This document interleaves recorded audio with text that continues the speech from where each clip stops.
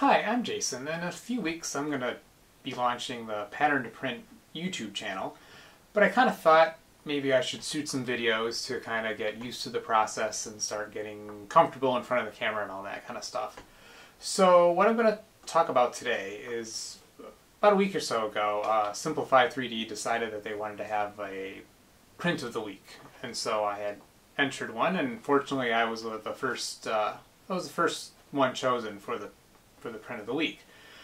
So it was this print here, and I wanted to talk about it a little bit to kind of explain how I went about doing it and whatnot. Now I'm not going to get into huge detail. I'll probably do a more detailed video later because it's a very complicated process to sort of convert a photograph into this sort of a print with a single extruder. So there's no any regular printer can do this as long as it can kind of get back to its original positioning.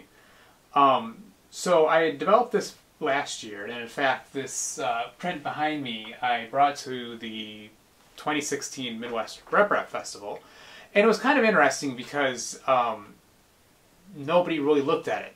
It was people I guess expect 3D prints to be three-dimensional. They don't expect two-dimensional 3D prints, and in fact after a while my wife kind of put a little sign on top of it and said, hey, it's 3D printed, and eventually people kind of looked at it and all that. So I was kind of glad that it got the print of the week, that it kind of got some notice, because I put about 6 months of work into figuring out the process. So basically what I do is I take the photograph and turn it into, it's very pixelated, and so if I'm going to kind of zoom in here.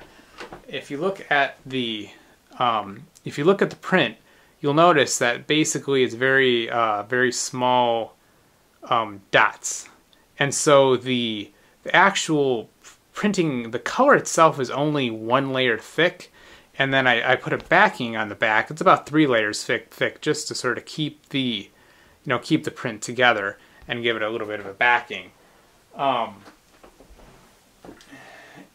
the key with the Simplify 3D part is that there's about 13 different, in this particular one, there's about 13 different STL files, and so they all have to line up. So there's this feature in Simplify 3D called Align to Origin, and that's what you use to make sure that when you print the one color and then when you print the next color, that they don't print on top of each other, but they actually print exactly where they're supposed to go.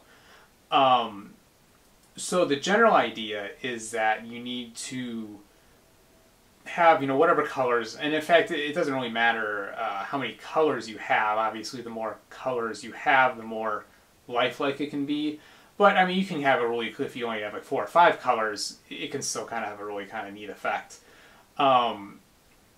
So I have all the different colors of filament I have, and I converted them into color codes that I would put into GIMP, and then in GIMP you can take your photo and you can convert it into a palette. And so that's basically what I did, is I converted it down to the picture, the colors that it had, and that was about 13 of them. And so then from there I went through a process where I turned each individual color into an STL file and then print them one by one. So that's sort of the story behind this, and like I said, sometime in the future I'll go through the whole process to do this. This is on my Thingiverse page. I'll put the link below, so you can there's a PDF that you can download to read through how all it's done.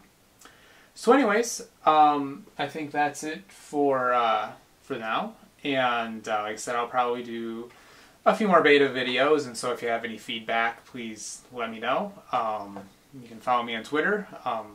Hopefully before I launch I'll have more than 6 followers, and yeah, so thanks for stopping by and have fun printing.